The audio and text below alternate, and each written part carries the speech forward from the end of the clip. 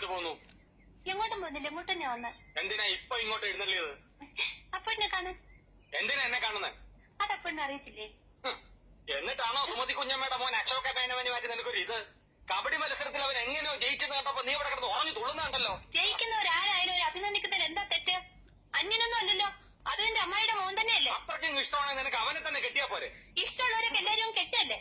നിങ്ങൾ നേരെ നോക്കിയാ കീരിയും പമ്പും പോലാണല്ലോ. നീ എന്തിനാ രമേന്തി അവനെ ദേഷ്യം പിടിപ്പിക്കുന്നേ? തോക്കുമ്പോഴും ദേഷ്യപ്പെടുമ്പോഴും അപ്പൂട്ടന്റെ മുഖം കാണാൻ നല്ല ചേല അമ്മായി. അശോകന്റെ തോറ്റ മുഖത്തിന്റെ ശൈലി നീ കണ്ടിട്ടുണ്ടോ? അതിന് അപ്പൂട്ടന്റെ ഒരു അവസരം തരുന്നില്ലല്ലോ. എന്നാ കാവിലെ പാട്ട് മത്സരത്തിന് നീ വാ, അവന്റെ തോറ്റ മോന്തയുടെ ക്ലോസപ്പ് കാണാം.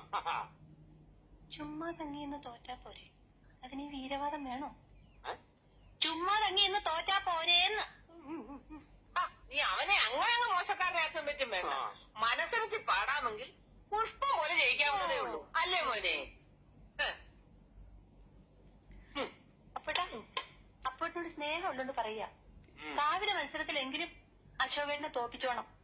അതിലും തോറ്റിട്ട് അടുത്ത മത്സരത്തിൽ എടുത്തോളാമെന്ന് പറയാൻ ഈ വർഷം വേറെ മത്സരങ്ങളൊന്നും ഇല്ല. അടുത്ത വർഷം ഉണ്ടല്ലോ.